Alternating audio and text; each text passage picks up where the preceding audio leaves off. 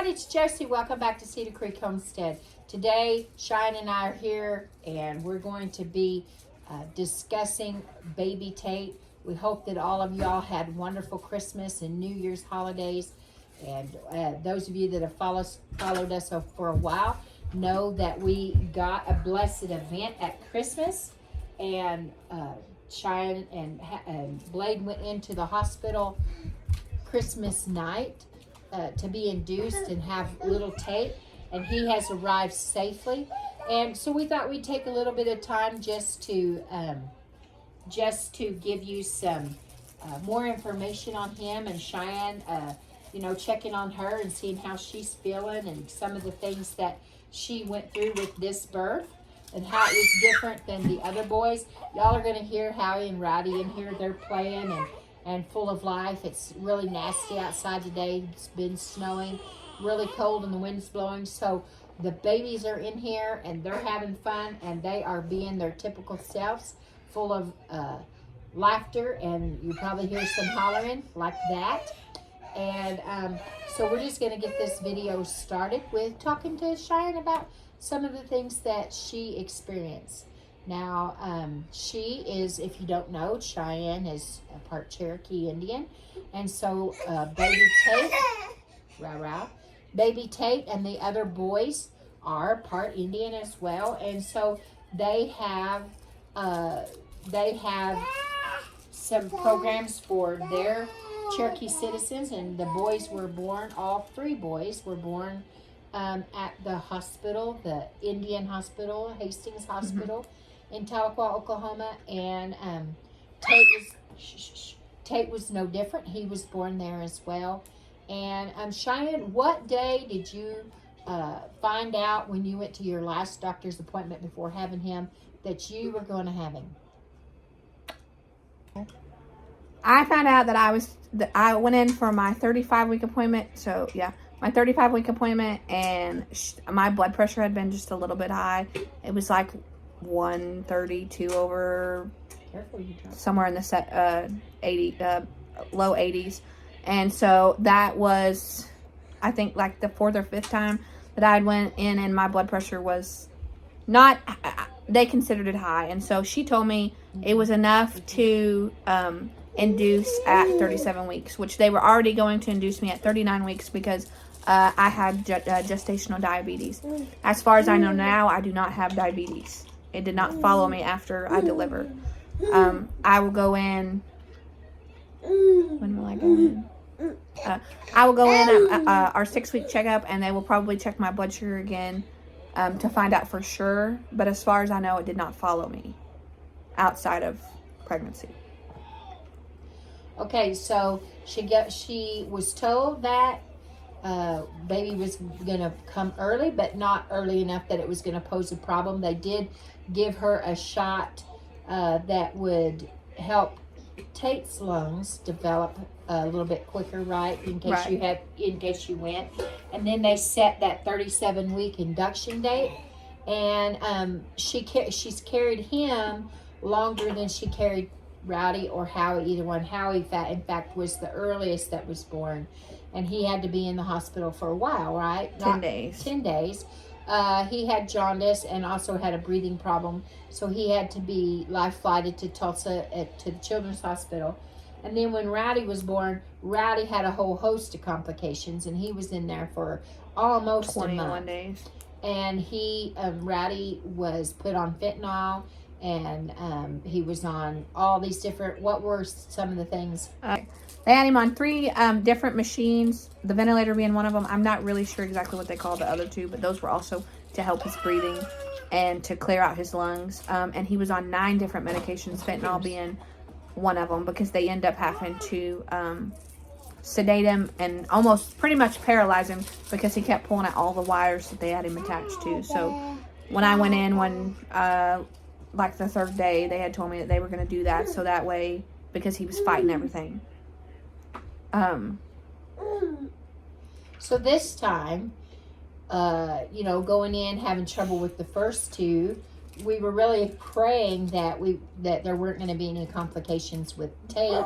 And thankfully, on that end, there were no complications. Tate was born had no breathing problems, had no other complications that way. And Cheyenne herself didn't have complications this time. And we're thankful for that. Last time she had some complications herself and had to have a procedure done. So you went in on the 25th. And I had him on the 26th at 8:18. In the morning. In the morning. We only had to stay for 24 hours. I got to come home the 27th at like, I think I got discharged to somewhere around 3 o'clock, and we just come straight home. I did get told that I had to come back 24 hours later because he was born with just a little bit of jaundice, and his numbers when we left weren't enough to keep him or put him under Billy lights, but it was enough to want to check it again. So I went back the 28th, had them checked, and they were still rising. I went all the way, I went until Sunday. Sunday was the last day that I went, and Sunday was my last day I went. They drawed his blood, they checked it, and it was coming back down. So he told me that I did not have to come back. They weren't going to come back and poke his little foot again. We were glad to hear that. There was a little hiccup. It was not a major concern. It didn't cause him to have a hospital stay. He was also had 2 little minor, not really surgeries, but procedures because he was lip and tongue tied. His upper lip was tied and his tongue was tied. Blake's tongue is tied, so that doesn't surprise me. Out of all 3 of my boys, he's the only one that's had any kind of tie whatsoever. At his 1 week appointment, we went in and they decided just to clip it that day. They clipped him, and we have not had any problems with it. He sucks a bottle a whole lot better. Like I said, we've not had any problems with it. The boys at first were not 100% sure about him. They absolutely love him now. Howie thinks that it's his baby. Rowdy will come up here and give him a kiss, and he's satisfied with that, and he'll go on about his way. They have come up with a little nickname for him. They call him Tater Tot. That was perfect. Today he is 2 weeks old. We go in tomorrow for his 2-week appointment, and it's just a checkup. There he goes crying. Where's your Paci, Bubba? There you go, Bubba. now he is a bit of a Paci baby.